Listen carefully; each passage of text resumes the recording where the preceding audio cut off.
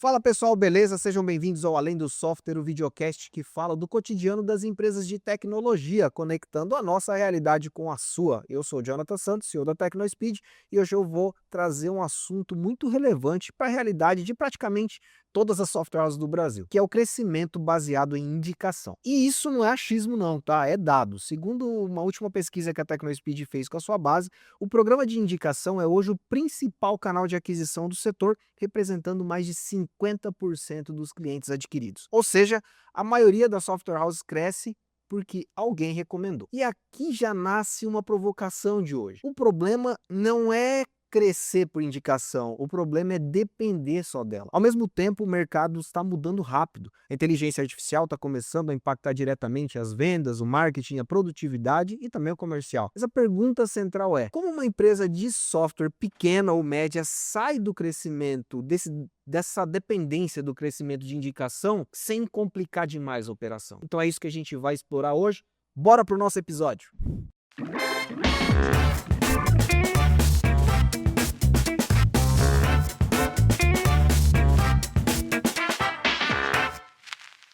Antes de continuarmos com o episódio, eu quero fazer uma pausa para falar diretamente aí com você. Há 20 anos a TecnoSpeed cresce ao lado de software houses e desenvolvedores de todo o Brasil. E uma história como essa só existe porque milhares de empresas escolheram confiar no nosso trabalho. Nos últimos meses nós passamos por momentos desafiadores. Sabemos que isso pode ter gerado dúvidas, preocupações e nós seguimos atentos para fortalecer a confiança que nós construímos ao longo desse tempo. A nossa primeira mensagem então é: obrigado. Obrigado por continuar caminhando com a gente. Obrigado também por nos cobrar quando é preciso. E é assim que a gente evolui. Ser TecnoSpeed nunca foi dizer que tudo sempre dá certo. Sempre foi sobre assumir as nossas responsabilidades, aprender rápido, trabalhar todos os dias para entregar soluções cada vez melhores. Tudo que acontece nos bastidores é focado no nosso compromisso com quem está do outro lado, ou seja, a software house, os nossos clientes. São milhares de atendimentos realizados, conteúdos produzidos, eventos, treinamentos, atualizações, um time inteiro dedicado para que o seu software continue evoluindo com segurança, estabilidade e agilidade. A confiança que nos trouxe até aqui é a mesma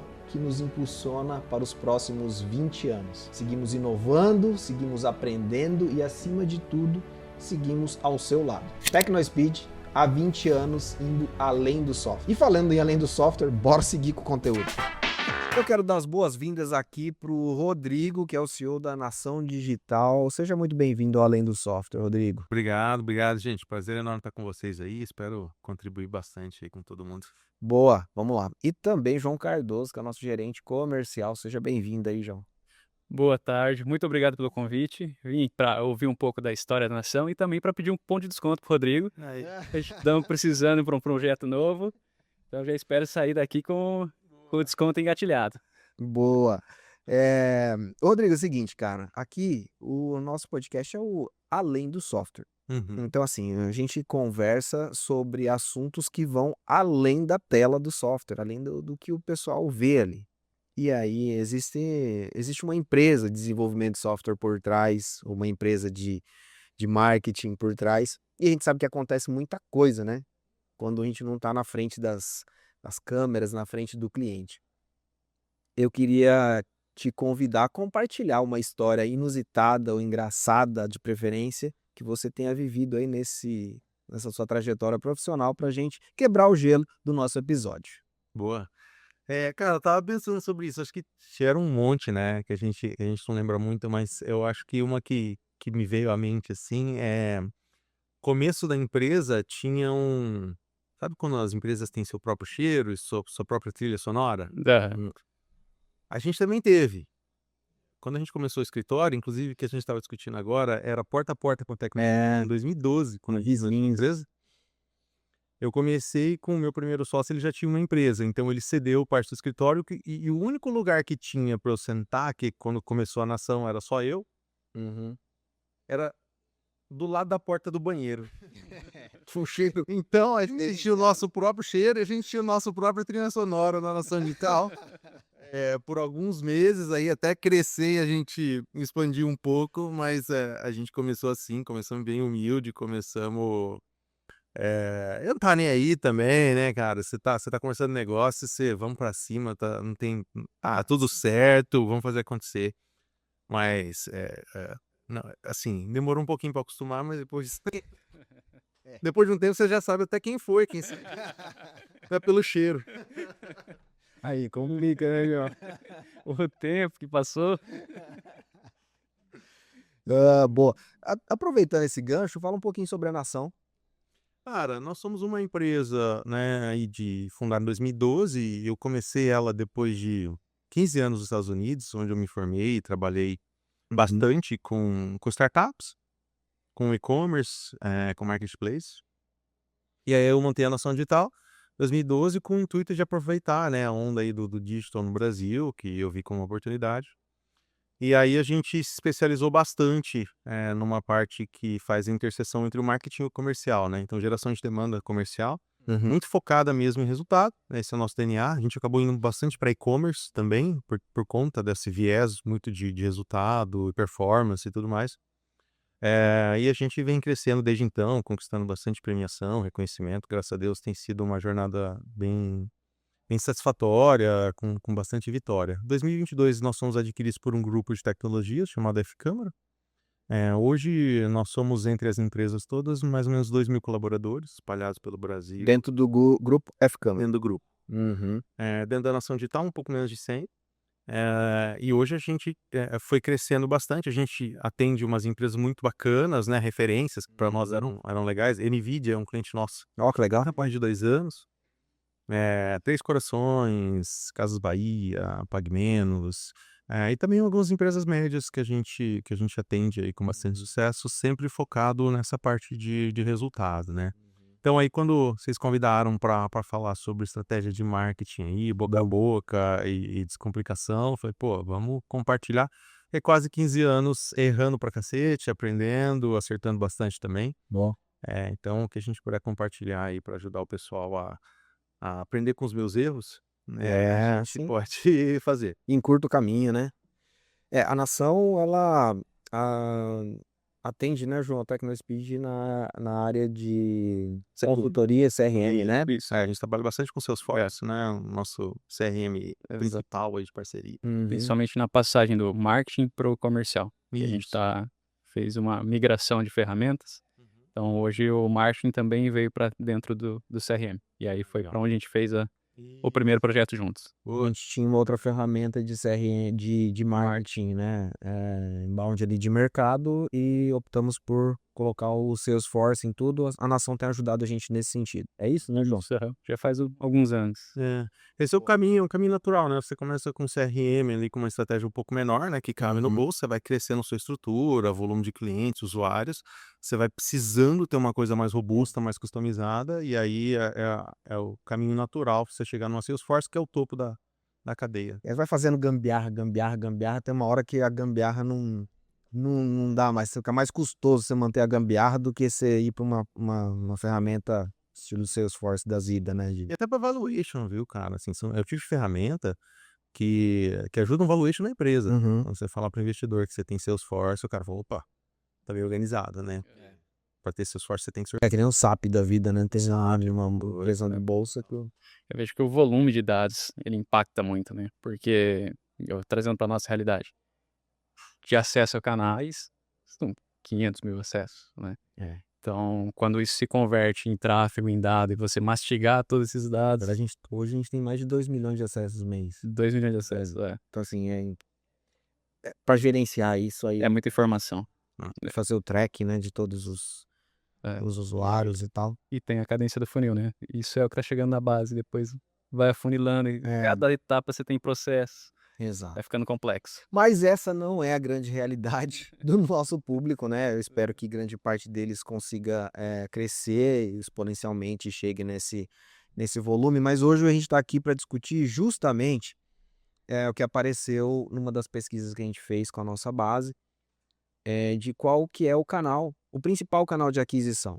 E mais de 50% das empresas de software pequenas e médias, elas crescem através do programa de indicação, o famoso boca a boca, né. Assim, eu tenho algumas conclusões sobre isso. Eu não acho necessariamente que é bom ou que é ruim, né? Eu acho que tem o lado bom da coisa, tem o lado ruim da coisa, né? O lado bom, já vou deixar claro aqui minha opinião, que é, pô, se você tem alguém indicando o teu software, quer dizer, ou o teu serviço quer dizer que ele é muito bom. Então, e essa, em geral, é uma característica dos clientes que fazem parte da rede da TecnoSpeed. Eles fidelizam os seus clientes. Então, tem um tempo médio de vida muito longo. Talvez não entra muito cliente na velocidade que a gente vê outras startups, outras empresas crescendo, mas eles fidelizam muito esses clientes. E eu acho que isso é um bom indicador, né? Agora, para quem tá lá com a empresa de software dele e fala assim, cara, beleza, mas eu não quero depender só do boca a boca. E aí eu já quero passar a bola para você, Rodrigo. Chega um cara lá na Nação, fala assim, Rodrigo, quero fazer minha empresa crescer. E hoje meu principal canal de aquisição é indicação. O que você me aconselha? Boa. Cara, se me permite, eu queria aprofundar um pouquinho mais sobre a gente, sei lá, tentar pensar sobre o porquê, né? Por que que mais de 50% tem, né, a maior parte dos seus prospects, dos seus contatos, dos seus clientes vindo de boca a boca? Então, assim, pode ser que seja muito bom, Uhum. pode ser que eu não esteja fazendo nada no marketing, então eu só tenho boca a boca. Se eu não tô fazendo nada, é só boca a boca, Só tem um canal. né? Boca Em a boca. geral é isso, tá? Deixa eu já te responder, porque eu tenho acesso ao panorama, é isso aí. Eu imagino. E não que ele não faça nada, assim, aí já trazendo um pouco de luz às tuas dúvidas. E muitas vezes não é que ele não faça nada porque ele não quer. Muitas vezes ele já tentou, Uhum. mas, cara, a conta não fechou, Sim, tá? Então, só para dar um contexto melhor aqui para você. perfeito, perfeito. Eh, então eu acho que assim, eu nem acho que a primeira coisa que eu olharia é, cara, qual que é o problema de você depender do boca a boca? O problema é que você não controla. Esse é o problema. Porque se 100% dos seus negócios vierem de boca a boca e você conseguir ter algum tipo de previsibilidade sobre isso, e tá bom, tem nem por que mexer. É o marketing mais barato que existe, é o mais cara, é tudo de bom, né. Uhum. Então assim, pô, minha empresa tá crescendo do jeito que eu quero, no ritmo que eu quero, com previsibilidade do jeito que eu quero, quer dizer, eu consigo contratar a equipe para entregar no ritmo que as coisas estão chegando, né, porque geralmente tem que contratar na frente, tem que treinar a equipe, tal, tem todo um processo. Pô, então tá tudo certo, mas essa não é a realidade, Não. né, a gente sabe disso. Eu até fiz um estudo bem recente sobre isso, sobre o que que torna como é que você transforma uma marca numa marca viral, né, numa marca que tem chama efeito network, né, network effect. Quer dizer, vocês já assistiram aquele filme lá do Social Network, do Facebook? Cara, qual que é a genialidade do negócio? Cara, eles no Facebook foi fazer seu primeiro anúncio, foi a sua primeira ação de marketing depois de 10 anos de empresa. Uhum. Quando já tinha 10 milhões, 50 milhões de usuários, não sei nem o número certo, mas já era Facebook, já era o Facebook. Porque o que que acontecia? Ele tinha um mecanismo de indicação. De escassez, de convite, de Era assim, tem um cara do marketing, o guru do marketing chamado Seth Godin, e ele fala o seguinte, pra marca ser remarkable, que é uma marca notável, ela tem que ser digna de fazer remarks. Quer dizer, cara, qual é a parte da minha experiência que eu vou contar pra alguém? Uhum. Então, se você consegue construir isso, fazer algo que as pessoas queiram compartilhar, e por que que uma pessoa compartilha uma marca? Eu já te adianto, tá? Status. É status. Uhum. Então, assim, tem uma história muito legal, um cara, ele criou uma marca de sapatos, e o que que ele fez? Ele fez assim, era uma marca bem legal, tal, transada, fashion, né, tal, inovadora, mas com cada par de sapato, ele doava um par de sapato pra alguém sem condições de comprar sapato. Uhum. Aí, o que que acontece? Quando a mulher era feminina, a mulher chegava na casa da amiga, a amiga falava: "Nossa, que sapato bonito", ela falou: "Cara, eu preciso te contar essa história". esse sapato, cada vez que você compra um sapato, vai um sapato lá para uma pessoa que precisa. O que que essa mulher acabou de fazer? Ela acabou de subir o status dela como uma pessoa que se importa com o próximo, uma pessoa que está fazendo caridade, com uma pessoa que não tá só comprando sapato. Uhum. Ela tem uma causa, eu tenho um status maior. E aí o que que acontece por esse sistema dar certo? A partir do momento que eu subi o meu status, eu estou criando uma fricção com a outra pessoa, porque agora ela tem que chegar no meu status. Uhum. Então ela tem que comprar também. Porque senão, o que que ela é? Ela não se importa com as outras pessoas? Ela não se importa com o próximo? Eu causei esse movimento me fez, né, mover meu status e fez com que as outras pessoas também quisessem fazer a mesma coisa. Então é assim, por que que as pessoas falam que tem o Apple, eu tenho isso, eu tenho aquilo, todo mundo agora tá falando do cloud, né, eu tenho cloud, todo mundo porque me coloca no status acima. Uhum. E é isso, essa fricção de eu ter que chegar lá é o que faz a marca ser compartilhada. Então, se você tá pensando no boca a boca, então antes da gente entrar nos outros canais, né, cara, Uhum. boca a boca, pensem nisso. Vou olhar para uns lados aqui, eu não sei. Eh, Pensem nisso, cara, como é que eu crio algo onde a pessoa queira, ao compartilhar, ter algum status e cria uma fricção com os outros. Uhum. Eh, então acho que esse é um agora tem mercados que a gente fala assim: "Nossa, eu tô vendendo para B2B". Cara, uma empresa não vai falar para outra. É tipo assim, não faz parte da cultura. O sapatos deu muito certo, porque fazia parte, foi criado um ecossistema de storytelling que faz sentido.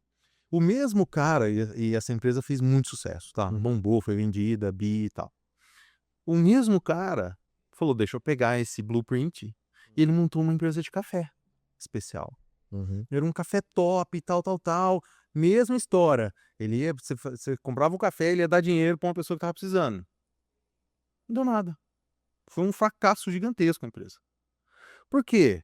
Porque as pessoas, cara, tipo assim, não tinha o start da conversa. O Uhum. sapato, a pessoa olhava e falava: "Nossa, que sapato bonito". Existe um trato cultural, né, quando a pessoa tá usando uma coisa diferente, você pergunta onde ela comprou. Uhum. O café não. O café não tinha esse starter. Então, o que que eu quero dizer com tudo isso? Esse ecossistema de como as pessoas vão compartilhar a sua empresa, Hum. pode ser pensado e pode ser desenhado. Uhum. Tá? Para empresas de software, como que a pessoa ganha com isso? Pode ter gamificação, pode ter, compartilhamento, pode ter escassez com invite de amigos que você só vem através de mim, então. Cara, tem muitas coisas que você pode fazer pensando em questão de status. Então eu acho que antes de descartar o boca a boca, eu faria uma consulta realista de que será que eu consigo transformar o meu boca a boca num formato top? Uhum. Né, será que eu consigo construir um network effect, orgânico? Quer dizer, eu não tenho que investir em mídia, eu não tenho que investir em marketing. Cara, meus clientes vão fazer isso por mim, que os clientes do Facebook fizeram, Uhum. né. Eu tinha interesse em convidar meus amigos para participar. Quanto mais amigos meus, mais meu perfil era visitado, né, eu tinha um status existe também essa questão do status, eu ser o primeiro a saber, eu querer compartilhar, né, então, nossa, eu descobri uma coisa, eu quero compartilhar essa coisa que vai trazer valor para meus amigos, mas primeiro traz valor para mim, né, como status, eu descobri, Uhum. né. Então acho que é um mindset bem legal que eu queria passar para o pessoal pensar, tá, como primeiro passo. Aí depois eu vou passar, você quer adicionar alguma coisa, eu vou passar para os outros canais aí. Não, eu acho interessante esse ponto, né, de olhar para o boca a boca e tentar potencializar ele, já que ele já é um canal que existe, ele tem as suas fagulhas, vou dizer assim, né, de sucesso. Pode ser que alguns casos estejam tendo muito sucesso, mas alguns, talvez a grande maioria, são fagulhas. Entender isso, eu tô consolidando a tua linha de raciocínio, tá? Pelo menos do que eu entendi. É entender como esse canal pode ser melhorado. João, e aí chamando para conversa, eh, a gente já fez vários, programas de indicação e já teve várias, vamos chamar de moldes, né, ou acertos, ajustes em programas de indicação. O que que você viu que deu certo? no caso da TecnoSpeed. E a gente tem acho que até um contraponto nisso. Eu achei legal a ideia do Rodrigo de trazer uma recorrência, né, potencializar isso, trazer uma esteira. Eu vejo que pra gente a indicação ela funcionou muito e ainda funciona, mas ela tá abaixo do radar. É um pouco como a gente tem um embalde muito forte, a indicação ela acontece, mas a gente não fica É o sabendo. principal canal, né? Não é o principal canal e a gente não fica sabendo quando chega. Porque muitas vezes um desenvolvedor conversou com o outro, um empresário conversou com o outro, indicou, ele chega através de um canal inbound e ele passa como fazendo parte do inbound, Uhum. né? Então, a gente já criou também mecanismos de bonificação, remuneração. Ela deu certo por um ponto, até um momento, mas eu acredito que a gente também não conseguiu trazer esse passo a mais na indicação, em trazer aquilo como uma esteira, a ponto dela se equiparar ao inbound, sabe? Porque eu também imagino que precisa ter um processo bem claro, bem definido, para você conseguir ter alguma previsibilidade ou esperar uma recorrência daquilo, Sim, né? ter processo lá em cima. É. Aqui eu vejo que tem minha leitura é que tem algumas questões aqui, falando especificamente do boca a boca. Você citou ali o B2B. Ok, B2B ele é um pouco diferente do B2C, e de fato, né? E o João acabou de colocar aqui, né? Às vezes eu tenho um funcionário, ele trabalhava na empresa tal, ele teve uma boa experiência com a TecnoSpeed, ele vai para outra empresa, cara, qual que é a primeira coisa que ele fala? Fala, velho, traz a TecnoSpeed lá, porque, ó, assim, assim, assado. Então, ele teve uma experiência boa com aquele produto. Isso acaba sendo um modelo de indicação também, porque é um colaborador daquela empresa que fala, cara, eu vou ficar reinventando a roda aqui, né? Traz com quem já deu certo. Uhum. A gente vê muito isso no mercado. É, o exemplo que a gente estava citando, né? Pô, o cara chegou lá na empresa X e vai ter que implementar uma ferramenta de marketing lá, ou comercial. Pô, cara, vamos supor que você é um head lá da empresa X, João, né? Não tô te dando ideia não, tá? É só seguro que você não tá no TecnoSpeed, foi pra outra empresa. Ó, bate na madeira. Pô, você vai querer inventar a roda? Você vai colocar o teu pescoço ali, né, na linha de frente? Fala, cara, pera aí, eu vou aonde eu tenho segurança, velho. Claro. Eu vou levar o Salesforce aqui junto comigo, porque, cara, eu sei eu sei que o negócio funciona, né? Eu sei a engrenagem, eu sei onde eu vou poder mexer. E eu acho que o B2B tem muito disso. Das pessoas que estão dentro das empresas fazerem esse rollout das soluções ou buscarem essas indicações. E aí muda um pouquinho de figura. Porque a gente não está falando talvez do status da empresa em si, mas está falando da experiência do usuário que está dentro de uma empresa, Sim. né? Como é que você vê isso? Cara, é pessoa física, né? Aqui para mim, não existe nada boca a boca entre pessoas jurídicas. CNPJs não conversam, Uhum. né? Então, toda essa relação tem que ser na base. Acho que tudo isso é só modelo boca a boca mesmo, né? Acho que a grande questão aqui é acho que a provocação nossa é como que você torna isso um movimento consciente e proposital, né? Uhum. É muito bom quando vem, né? É excelente receber uma indicação, a gente recebe um monte e tal, é excelente, é maravilhoso. Mas a gente também tem essa dificuldade, tá? Como empresa, de como é que eu sistematizo o Uhum. boca a boca. Não porque eu quero controlar isso, não é que eu preciso controlar. Eu gostaria de poder ajudar um pouquinho, né? Dar um empurrão para que isso aconteça e talvez ter um pouco de previsibilidade. Porque acho Uhum. que esse é a grande X da questão, né? Quando você fala de inbound você sabe, eu vou investir X, eu vou ter X leads, eu vou ter dos leads vão ter X qualificados, dos tantos qualificados eu vou ter X que vão virar oportunidades, de X oportunidades eu vou ter X propostas, propostas eu vou ter X fechamento. Uhum. Então, você sabe que para bater tua meta comercial, quantos leads você tem que captar. Sim, Boca a boca, como é que faz? não tem como ter. Tá, e mês que vem, quantas indicações nós iremos receber? Uhum. Um olha pra cara do outro e fala, velho, não sei, ué. Liga pros teus parentes aí, começa a publicar no grupo da família aí, pedir indicação. Então, assim, então acho que a nossa provocação é como é que a gente se sistematiza um pouco mais, né? Então, a criação de programas, o que pode ser feito, acho que vocês fazem isso muito bem, né? Essa parte de conteúdo. para estar próximo dessa base, porque sabe, a minha experiência com indicação o cara indica quem ele lembra, cara. É simples assim. A não ser quem já trabalhou. Quem já trabalhou, você tem uma conexão muito mais profunda. No caso, você trouxe, cara, eu já trabalhei com os caras, é profundo. Agora, quando alguém vem te perguntar, cara, preciso de uma solução aqui para dev. Então, até que Speed, acabei de receber e-mail dos caras aqui. Tipo, é o que tá na tua cabeça, sabe?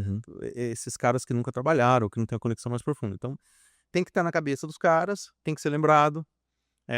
Começa por aí, mas depois tem coisas, né? Fazer sistema de indicação, né? Com bonificação. A gente tem vários sistemas lá.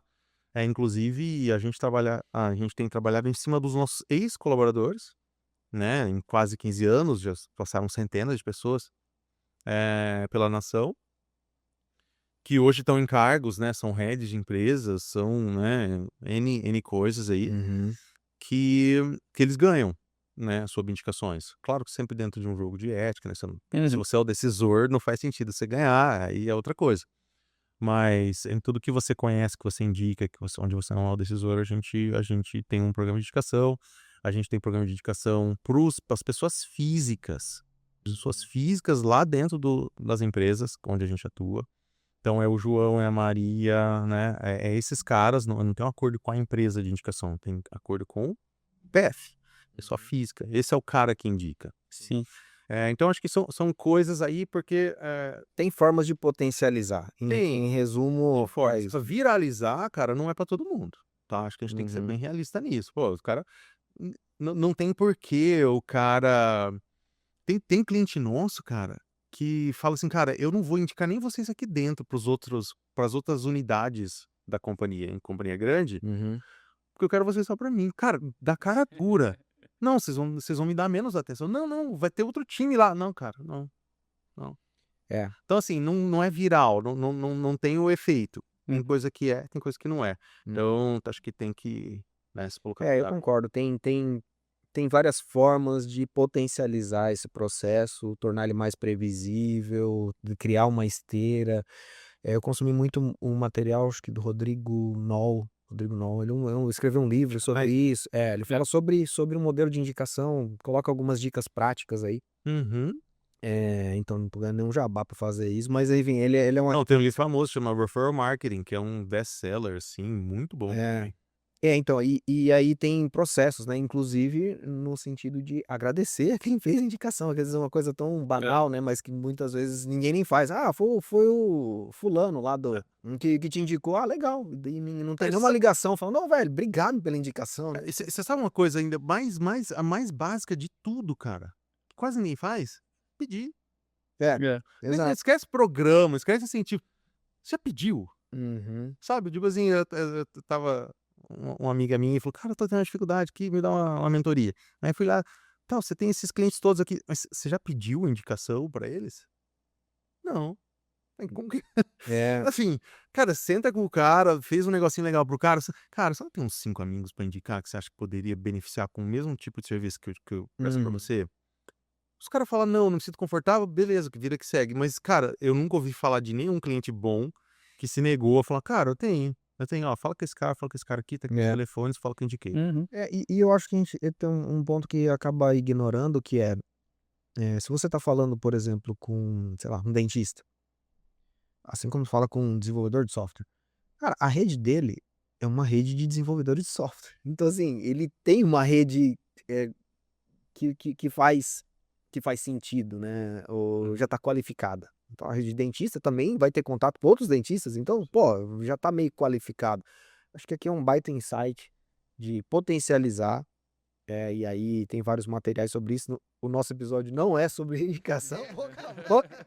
Né? Então eu já queria passar para um próximo passo, que é olhando para a empresa e falar, cara, eu já fiz de tudo aqui ainda não estou conseguindo a aceleração que eu almejo para minha empresa. E aí eu ouço muito sobre outras possibilidades. Marketing digital, enfim, outras possibilidades. E aí, Rodrigo, qual que é o próximo passo então? O que eu testo? Já espremi toda a laranja do boca a boca. Boa. Bom, cara, eu acho que assim, eu vou ser aquele lazarento de falar depende, né? Mas não quero ser genérico também, tá? Então, vamos lá. Começando com uma boa análise né, do problema que você resolve com a sua solução. Quem que é geralmente, qual que é o contexto do comprador que compra a sua solução. E quando eu falo contexto de comprador, eu acho que a gente está fazendo uma migração daquela noção que foi ensinada no marketing até os dias atuais, que é a noção do buyer persona. Buyer persona é você vai lá e você faz o desenho, né, da pessoa. Essa é a Maria, é uma profissional, que ela é, não sei, 25 na anos. empresa, 25 anos, faz isso, aquilo, outro, tal. Isso era a nossa única escolha para que a gente pudesse segmentar, focar a nossa comunicação, focar o nosso canal de comunicação. Aonde eu vou falar, com quem eu vou falar, é o que eu vou falar. Só que as coisas estão mudando, as coisas mudaram muito. Agora, eu acredito muito mais em contexto do comprador do que em realmente definir informações demográficas do comprador. Vocês já chegaram a ver era um grande pôster contra buyer persona, que era homem, 40 anos, inglês, 3 filhos, tal. Um era o Prince Charles e o outro era o Ozzy Osbourne lá, né? Não tem nada a ver o comportamento de compra um do outro. Então, assim, acho que... Mas era o que a gente tinha. Era o que a gente tinha porque nós tínhamos que escolher muito bem o canal, a mensagem e tudo mais. As ferramentas pediam esses parâmetros, né? Pedia. Então, eu acho que assim, a gente ainda tem uma ideia do nosso comprador, mas eu acho que é muito mais sobre contexto. Então, o que se eu tenho... Cara, me dá um software, me dá um exemplo de um cliente de vocês aí. Software para confecção. Para confecção. Confecção. Tipo, linha de produção? Não, ele trabalha com lojinhas, varejo, confecção. Perfeito. Aí ele é um PDV? PDV. PDV. PDV, perfeito. Top. Então vamos lá, vamos pegar um software de PDV.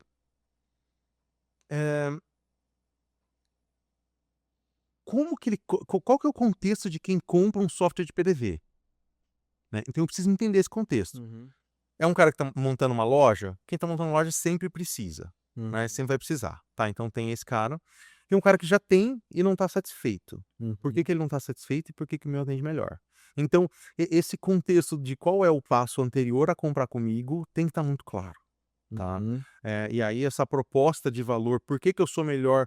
Porque assim, eu acredito que no mercado de confecção, a grande fatia do mercado está em empresas que já têm PDV, né? E aí você vai ter um pedaço pequeno que são as novas entrantes que estão contratando PDV pela primeira vez. Então, eu separaria esses dois lados de contexto, porque são contextos completamente diferentes, estratégias diferentes, tá? Quando eu estou no contexto de quem está começando, cara, o primeiro passo que eu daria é busca, intenção de compra. Então, eu colocaria o meu esforço em criação de conteúdo orgânico para ser encontrado, para quem está buscando software de PDV, de confecção, assim, assado, buscando todas as minhas funcionalidades, quebra as funcionalidades inteiras e divide isso em pedaços de conteúdo para você se posicionar organicamente e roda uma campanha paralela subindo em cima de quem está buscando ativamente no Google com pago, né? Então já é uma estratégia paga. Então esse cara, é muito difícil de você... Como é que você sabe quem está prestes a abrir uma loja? A não ser que você faça parceria com um designer de loja, sei lá. Tipo, é um caminho meio longo, parece. É um caminho mais curto aqui para você pegar essa demanda, que é uma demanda ativa, quer dizer, o cliente está buscando solução, é em cima de busca. Tá? Então, Mídia paga mesmo. Mídia paga busca, não mídia paga display, porque você vai errar. Você fala, aparece para quem é dono de loja de confecção. Não é o cara que está abrindo, é o cara que já tem. O cara que já tem é outra estratégia. Então eu separaria esses contextos. O contexto 1 é esse. Tá? Eu começaria a ser a fruta madura. É óbvio que... Isso indo para mídia, assim, você está falando indo para o marketing digital, né? E de uma maneira que é o que dá você consegue enxergar o resultado mais rápido, que é fazer uma mídia paga. Isso, isso. E é exato, né? Assim, tem pouquíssimo erro ali, que não tem como você errar muito, né, nesse estágio. Então, assim, cara, você vai conseguir lead. não tem muito. Você tá apostando em palavras-chave extremamente pertinentes ao que você oferece. Quem está buscando isso? Não é uma pessoa aleatória que está buscando software de PDV, que está buscando, né? Quem está buscando isso já tem uma intenção de Acho que compra. o grande desafio aí é, lógico, eu concordo com você que é entender sua proposta de valor, né, e conseguir consolidar aquilo numa peça, numa estrutura e tal. Agora, o que eu vejo também é, primeiro, um grande desafio é fazer a conta fechar. Uhum. Por isso que eu te disse lá no começo, né? Falei assim, alguns deles, ou grande parte deles, já experimentaram outras iniciativas e a conta não fechou. Eu falei, cara, o cara vende o software dele a R$ 100 de mensalidade. E aí ele vai pagar por lead, porra, ele tem que estar competindo com TOTOS, competindo com Links, competindo não sei o que são gigantes. Estão enchendo o Google de dinheiro lá no pesquisa e, cara, eu não consigo aparecer na primeira página pro Sim. público, porque eu não tenho dinheiro. Se eu colocar lá R$ 1.000 por lead, a conta não fecha, porque eu tenho que ficar, esse cliente tem que ficar comigo muito tempo para eu conseguir recuperar esse investimento. Eu acho que aí tem um grande desafio, né? E talvez onde as pessoas, os grandes empresários acabam, os empresários de modo geral acabam tendo batendo no muro. E o outro que eu vejo é, quando a gente fala de marketing digital, cara, assim, a gente foi bombardeado com uma fórmula pronta. Uhum. E eu nem tô falando de fórmula de lançamento, tô falando de uma fórmula pronta de, você vai pro marketing digital? Vai, então você faz um blog, faz um e-book, e aí você faz uma rede social e tal. Cara, e eu vi grande parte dos empresários fazendo isso, e aí não teve resultado. Ele falou assim, cara, isso não funciona. O boca a boca é melhor. Não funciona, porque eu tô fazendo aqui, ninguém visita o meu site, eu tô fazendo um e-book aqui, ninguém quer ler meu e-book. Em termos de uma saturação tão grande, Uhum. né? E aí a conta não fecha, porque para fazer o e-book ele precisa contratar um não sei o quê, ele não sabe produzir conteúdo, aí ele tem que contratar um monte de gente pra fazer conteúdo, o conteúdo não fica bom porque não é o expert naquele assunto. Esse eu acho que é um outro desafio, que é o cara, ele vai entrar no digital e ele fala, meu Deus, cara, isso aqui não presta. E eu posso estar errado, né, João? Você me corrige aí, mas, cara, o que eu já vi de empresa, eu converso com empresário falando assim, cara, eu já fui pro digital e não funcionou. Uhum. E não funcionou. Eu nem tô entrando ainda na parte comercial de fazer a passagem de bastão ainda. Eu tô falando do cara nem conseguir gerar uma demanda para ele processar. É isso. É porque é cada vez mais difícil você ter relevância, né? Acho que tem que conseguir nichar bem. E aí até acho que o Rodrigo deve ter mais dicas pra gente Mas você tá entendendo onde eu tô querendo chegar? Que você, pô, não, eu entendo o teu ponto e eu super concordo com a mídia paga, porque é o primeiro que dá ali, pô, você vai botar uma grana aqui, vai vir. Qual que é o desafio? Cara, como é que eu faço a conta fechar Sim. para essa empresa? Perfeito. Cara, então assim, tem um passo ali que eu pulei, acho que o meu, que é conhecer o seu próprio negócio, né. Então, ninguém deve investir em marketing sem antes saber qual que é o máximo que eu estou disposto a pagar para fechar uma venda. Boa. Uhum. O CAC, né? Custo de aquisição. Então, cara, eu acho que a história do Alice País das Maravilhas, né? Pra que lado qual o túnel que eu escolho aqui? Pra onde você quer ir? Não sei. Então, qualquer um. Qualquer um. É um serve. Então, se você não tem isso bem descrito, você não vai saber se você tá indo bem ou se você tá indo mal, Uhum. né? Então, cara, eu acho que muita gente peca em não saber exatamente qual é a expectativa, não tá alinhado do começo o que é sucesso, o que não é, tá? Então, custo de aquisição tem que estar bem delimitado. Cara, se você tem um software aonde eu já vou adiantar aqui, tá? Uns números meio, ah, sei lá, absolutos, mas se você tem alguma coisa onde você precisa ter um custo de aquisição abaixo de R$ 100, que são de vendas, Uhum. eu não faria pago. Isso é difícil de Entendeu? fechar a conta. Difícil, né, cara? Porque dificilmente hoje a gente atende clientes em diversos segmentos. Uhum. É difícil você falar num CAC abaixo de 100. tá? Não é impossível, mas é bem difícil. É bem difícil. Então, se você tem um software que é R$ 100 por mês, tudo bem. Teu lifetime value, né? O cara vai ficar aí, sei lá, 1 ano e meio, né? Você tem R$ 1.800 de lifetime value em cima desse cara. Pagar R$ 200 em cima de 1.800 faz sentido. Cara, a matemática nos Estados Unidos, para uma empresa que quer crescer, é 20% do faturamento em marketing. Ah, legal. O Brasil não está acostumado com essa Não. peça. A gente quer investir 3%, 5% estourando, né? Então, lá, para quem quer crescer agressivo, é 20%, isso é base. É o que você Uhum. vai crescer, você vai investir em aquisição. Então, se a gente está falando um lifetime value de 1.800, eu estaria disposto a investir 360 em aquisição, Ah, né? Então, acho que... Mas isso tem que estar claro pro empresário desde o perfeito. começo, tá? Então, dado isso, para esse contexto, pegar só esse exemplo específico de que não tem como eu chegar no cara que ainda não tem loja aberta, né? Eu nem acho o contato desse cara em lugar nenhum.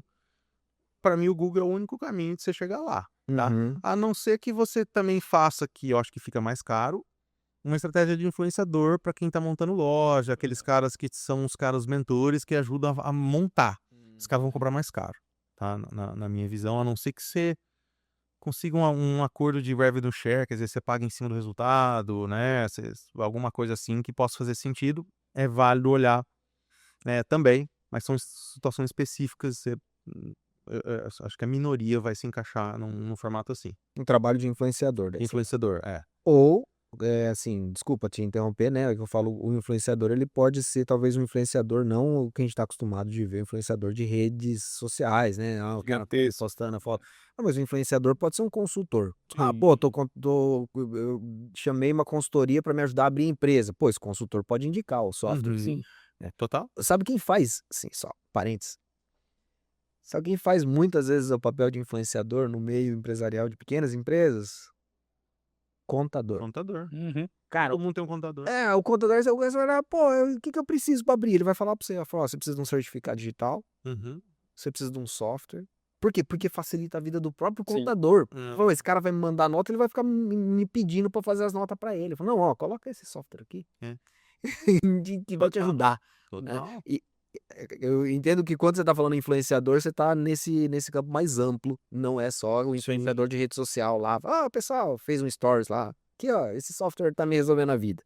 É isso, né? E assim, né, é tudo que influencia a compra, né, do seu cliente, mas geralmente é uma estratégia de longo prazo, né? Você não vai colher resultado rápido. Você tem que formar suas parcerias, você tem que fortalecer. São anos trabalhando para você ter uma rede de influenciadores, né, que estão te indicando que você está fazendo um trabalho assim. Então, acho que só para a gente ter uma noção disso, e talvez influenciadores digitais, esses caras mais impulso, consigam trazer o resultado um pouco mais rápido. Mas mesmo assim, acho que ainda vai um tempo de estruturação do canal.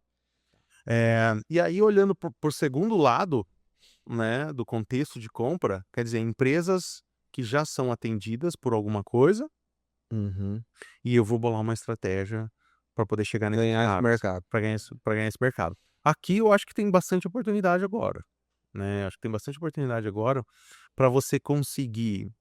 Eu acho que nunca teve tão fácil você conseguir os contatos desses, Sim. desses prospects, possíveis clientes. Nunca teve tão fácil. Você abre o cloud, pede para fazer a lista das empresas assim, assim, assado, assim, assim, assado. Ele puxa a API do Google Meu Negócio, ele vai puxar todas as empresas, todas as lojas de confecção na região que você quiser, ele vai puxar. E ele vai puxar os contatos, né, das empresas. Você pode fazer enriquecimento dessa base com uma conexão com a Apollo, tem um monte de software por aí, se você não tiver o celular do dono, para você conseguir chegar.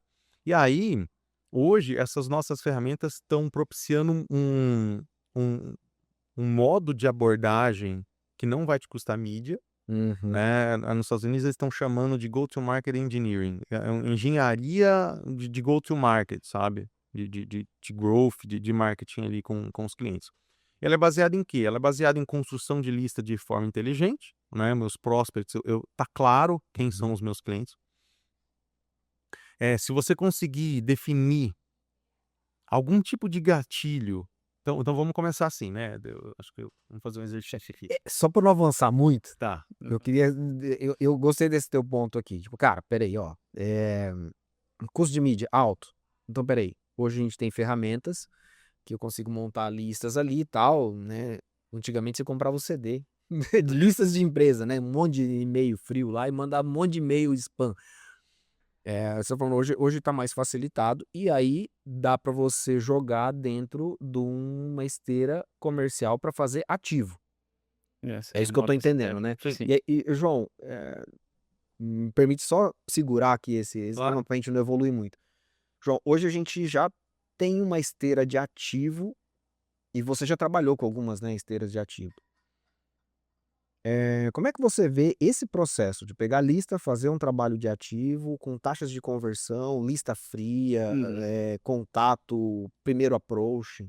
Aham. Eu gosto da ideia do Rodrigo, que o primeiro ponto, eu acho que tanto no ativo quanto no marketing, no inbound, na geração de demanda paga, tem que ter muita clareza dos valores envolvidos e do custo do CAC, né?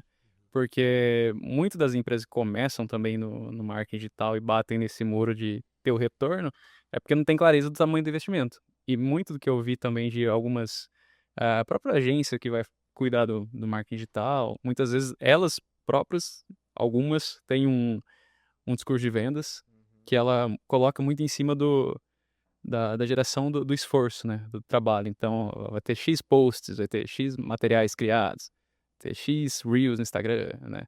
Tá, mas eu tô gastando isso aqui e quanto que vai voltar, né? A pessoa só tem a percepção do custo de executar aquilo, não tem o custo do lead, da venda, não tem o retorno em si, né. Então, muito concordo que muito do que bate ali na parede do embalde é porque não tinha expectativa de quanto gastava, né, e achou que ia gastar um valor muito pequeno em relação ao que realmente é necessário. E o ativo eu também que vejo que tem muito disso, porque o ativo, apesar dele ter um custo um pouco mais, palpável, porque você vai depender de algumas poucas ferramentas e de um time, muitas vezes muito enxuto, né, então é um caminho mais pé no chão para começar, mas ele também tem muito a ver com o ticket médio, né, porque o ativo também é um caminho bastante difícil, apesar de você ter, listas, tem inclusive algumas ferramentas você consegue chegar nesse primeiro público que está abrindo o CNPJ agora. Você consegue segmentar por data de abertura no CNPJ, do CNAE, então você consegue também pegar esse público, né. Fala que é custoso porque você tem o tempo do vendedor ali fazendo a conexão, você vai levar não pra caramba, né, Sim. porque, enfim, quando a gente vê lá um custo por 1000 lá visualizações, a gente não tem noção do que é aquilo, né, mas é 1000 pessoas que viram e não se interessaram. Agora o vendedor, ele tá ligando pra 1000 pessoas, tá levando 1000 nãos na cara, né. Aliás, ele não vai levar 1000 nãos, ele vai levar 900 ligações não atendidas, 100 não, né, a maior parte do tempo você tá falando sozinho no ativo. Isso, apesar de ter muitas ferramentas, a gente tem uma esteira, tem o Apollo, a gente falou de algumas ferramentas, tem várias, que geram a lista, segmentam, inclusive pelo perfil, o tempo da empresa, dá para você ter esse tipo de ser mais assertivo na lista, mas ainda assim, boa parte De conversão é bem baixo. Então, ainda você precisa ter essa clareza do o quanto eu vou investir e o quanto eu espero. E pensando em soluções em quem está começando, em que você tem números um pouco mais enxutos, então, por exemplo, tem que fazer, 5 vendas, 10 vendas, cara, vai funcionar legal, né. Agora quando você olha para uma escala muito grande, aí o ativo ele começa a ficar tão caro ou mais caro do que o inbound, porque o esforço que você vai ter que ter, a esteira que você vai ter que desenhar, porque aí você começa a cair em outros desafios até técnicos, né. Por exemplo, você vai disparar o WhatsApp para 1000 contatos por mês? Ou menos tempo. Do CAC, né. E outra, vai bloquear o número. O desafio de operacionalizar no alto volume é muito difícil. Então, eu vejo que uma estratégia, ela não. Eu acho que elas andam juntas, né? Entendi. Acho que você tem que testar um pouquinho de cada. Então, eu vejo que o ativo é mira laser. Você consegue ir, de fato, moldar o seu discurso.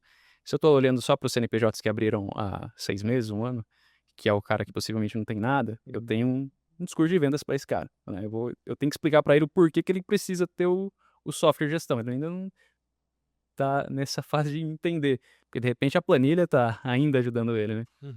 Já o cara que tem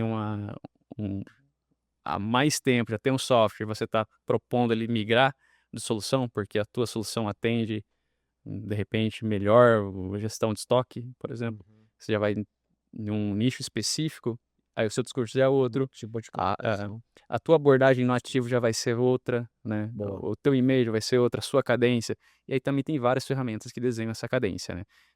Vão ter 5 e-mails, 2 ligações, 3 contatos no LinkedIn, você consegue criar toda essa cadência. Ainda existe a estratégia em cima, né, mas muitas dessas ações são feitas automatizadas, hoje você consegue também usar IA para fazer isso aí, mas ainda assim quando chega no momento da conversa, você vai ter que ter uma pessoa, um SDR conversando, né.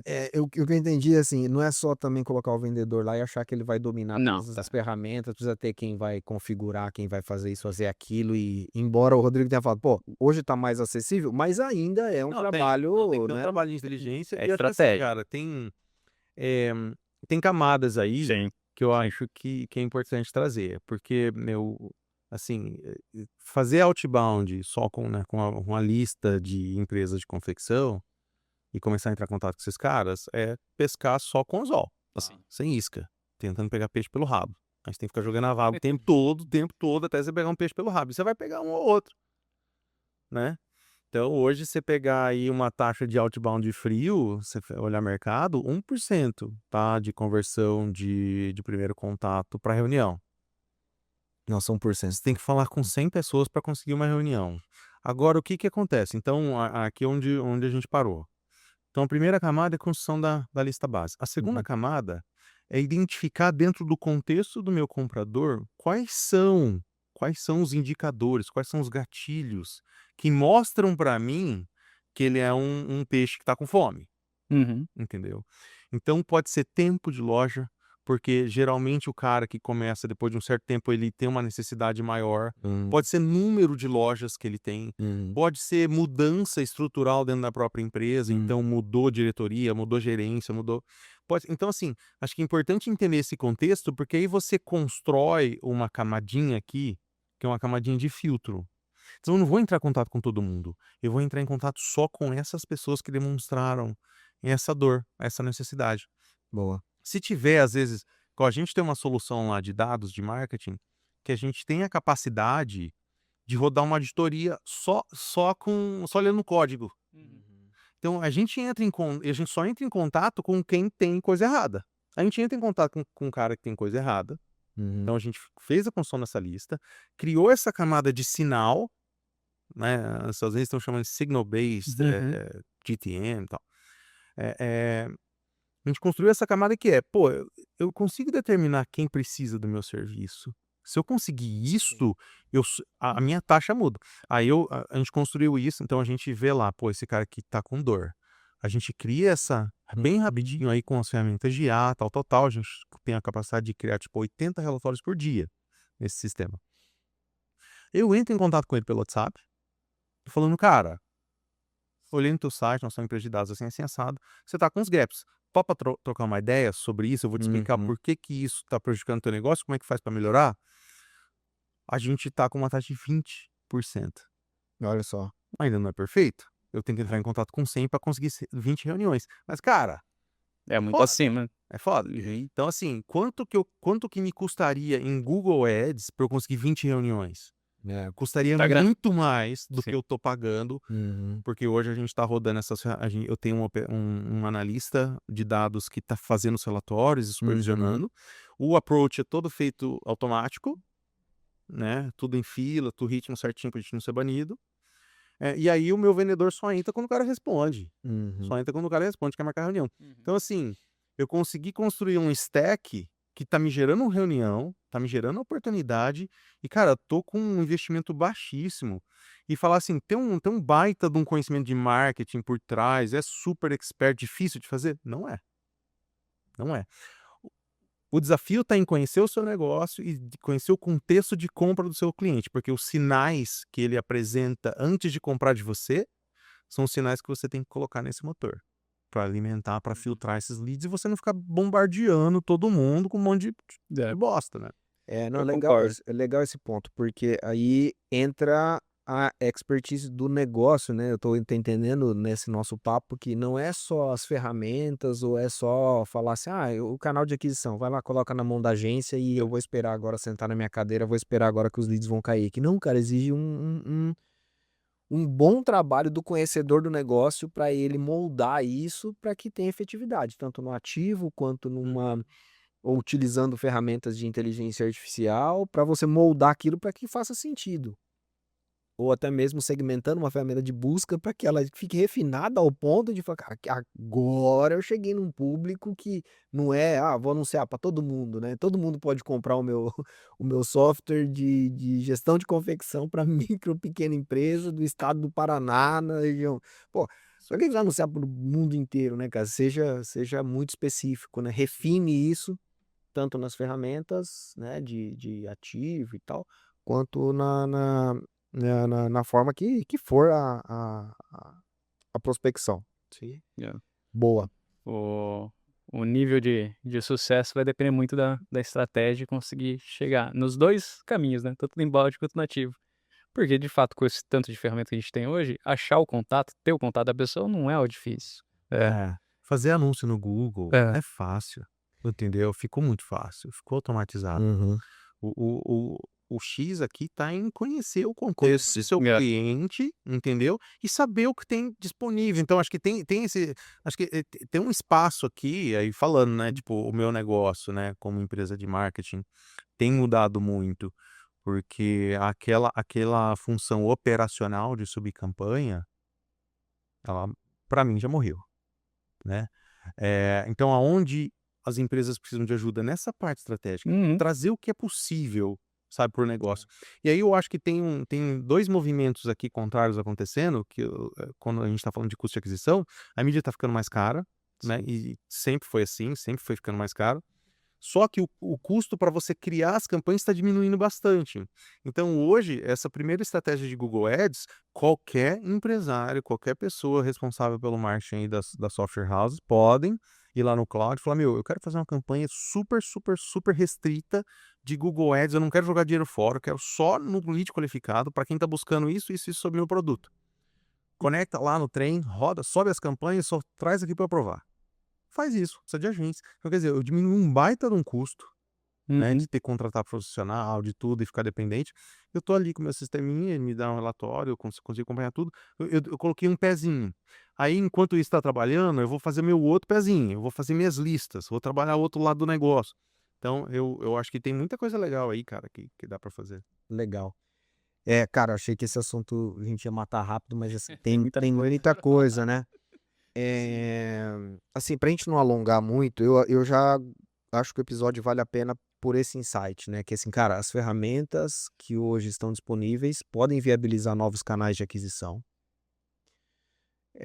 Agora, e a boa notícia, isso pra mim é uma boa notícia, né? Você falou, pô, cara, antes você precisava de bastante gente pra apertar os parafusos aqui, fazer a gestão da campanha, fazer isso aqui. Hoje já tá bem mais automatizado. Eu não tô dizendo que os experts não tenham o seu lugar ao sol, porque a gente sabe que profissional diferenciado sempre faz diferença, né? Pra caramba.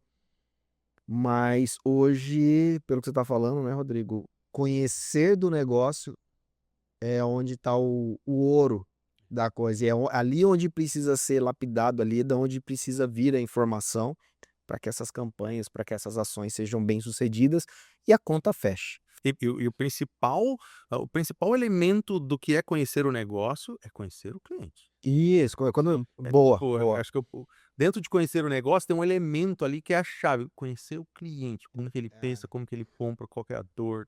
É isso que vai mover Não é conhecer o software dele, né? É conhecer a dor do cliente que usa o E software se você não dele, né? conhece, cara, para e vai conversar com os clientes. Acho que essa é uma coisa assim, se não tá claro para você o que teus clientes pensam, quais são as dores que eles têm, tipo assim, outro dia eu vi uma pergunta, estava assistindo uma entrevista, que eu falei, coloca isso no nosso CSAT, a pergunta era, o que é que a gente faz que se eu deixasse, uma coisa, se eu Uhum. deixar de fazer, eu não valho mais a pena para você? Aham. Qual que é a proposta de valor minha que é mais importante para você, de tudo que eu faço? Uhum. Qual que é a coisa que você, tipo assim, putz, cara, se você parar com isso, Uhum. cai fora. Então, a gente tem que saber isso. É o diferencial, né? Tipo, cara, é o porquê do cliente ser nosso cliente. E é por esse gancho que nós vamos conquistar novos clientes. Boa.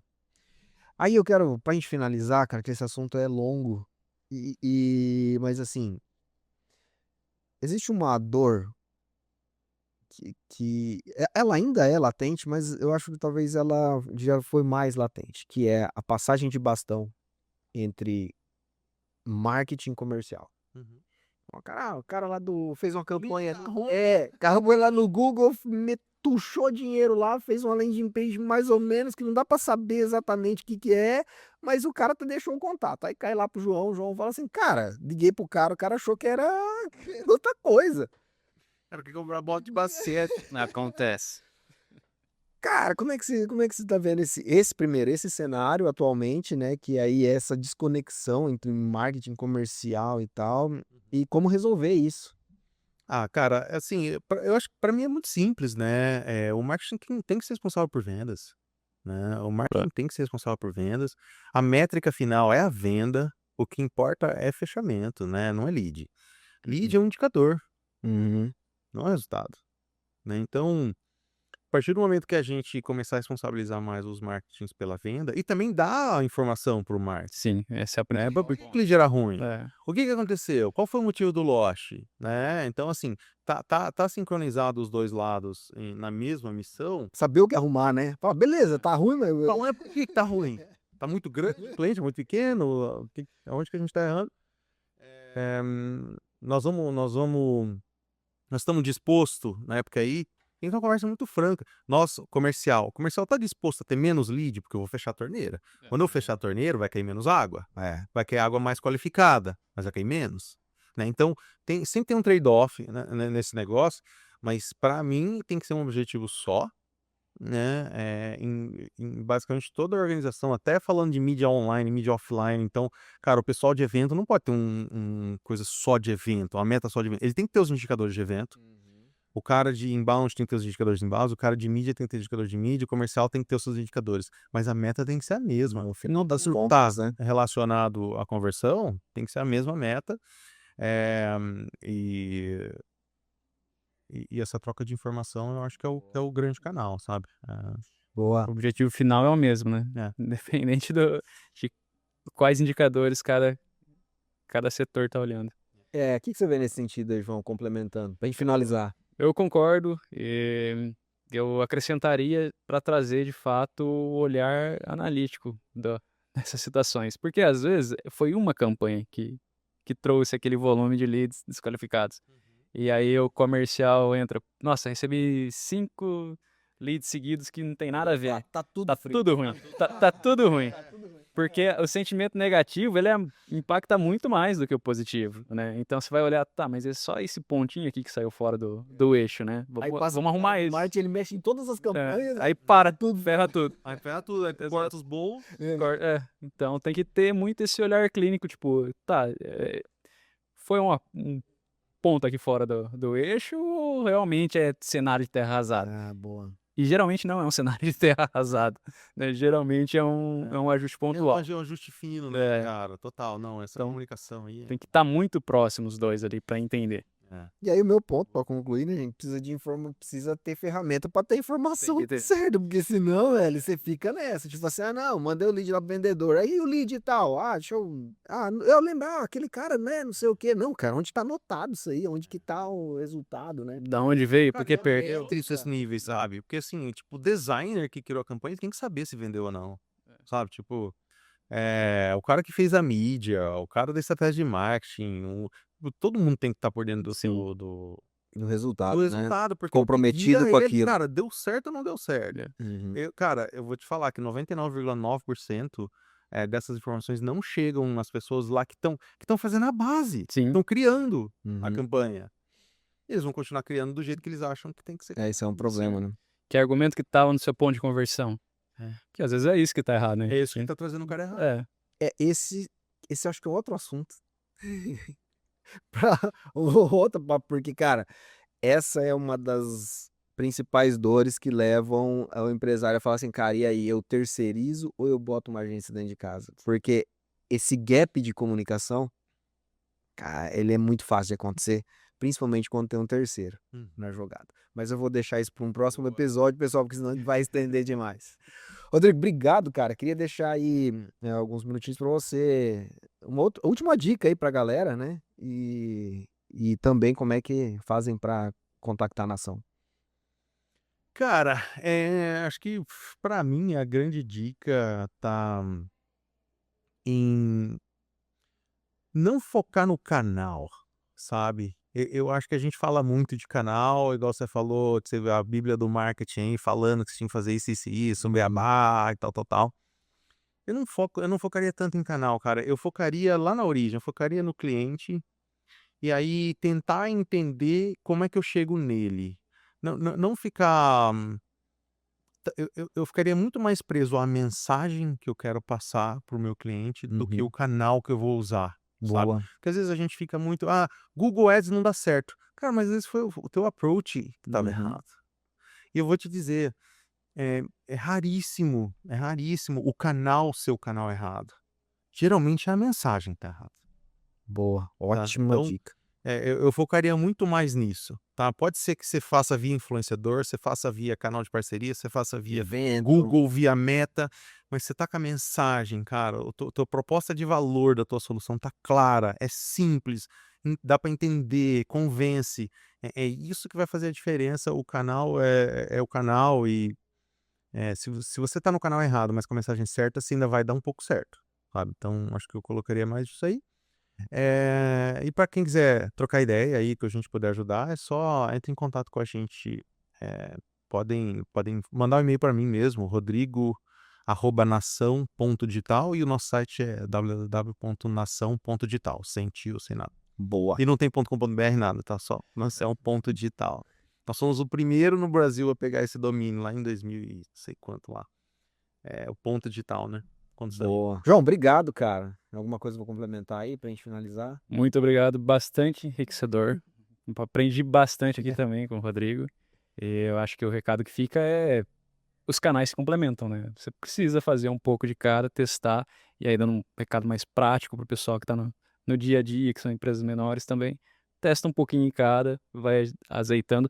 As estratégias são muito semelhantes, dependendo do canal. Você vai fazer ativo, você vai fazer marketing, vai colocar Google Ads, enfim, né? Tem que testar um pouquinho de cada, conheça o seu cliente, desenhe a estratégia e é teste, né?